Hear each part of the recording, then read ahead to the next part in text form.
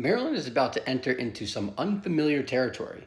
Life without Talia under center. That hasn't happened. He's been a 4-year starter for them. He's no longer there now. And Talia, as far as Maryland goes, and truthfully, as far as the Big Ten goes, was a fantastic quarterback. He is the Big Ten all-time leading passer, 4-year starter, owns pretty much all of the Maryland passing records. So move over Boomer Esiason. But now they are entering into a world without Talia under center.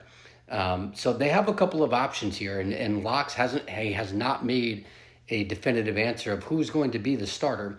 But they have a couple of solid options to look at, and MJ Morris is probably the leading candidate here. He comes over from NC State this year, where he had taken over from Brennan Armstrong last year, and he showed some flashes. He got in some games, got some decent amount of reps, but he also showed some turnover problems. I think he had like 5 or 6 interceptions last year in a short period of time. But my guess is that he's likely going to be the starter. He has the most experience, and I think he also has the most upside. You were able to see last year, he's got some pretty good raw talent.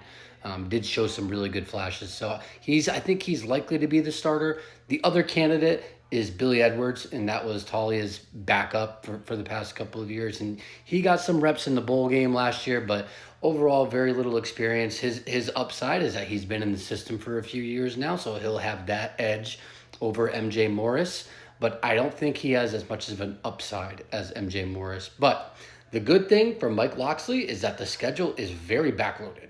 So they have some time to figure this out. To start the season, they don't face an opponent with a winning record in 2023, so last year, until week 7. And that week 7 game is Northwestern.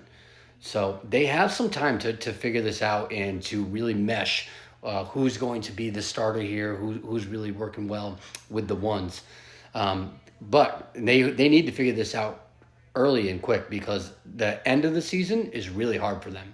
Their last 6 games, they got 4 really barn burners that they're going to be facing. They got USC at home.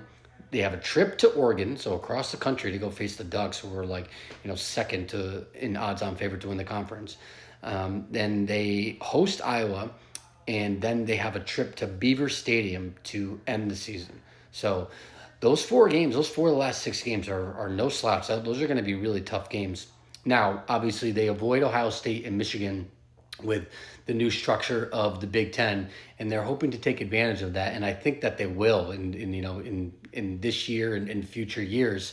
The new structure of the Big Ten really favors a team like Maryland, but they still have a hard schedule this year. I like the upside of MJ Morris, and I think he'll end up getting the starting position, and I think he'll do all right with the Terps.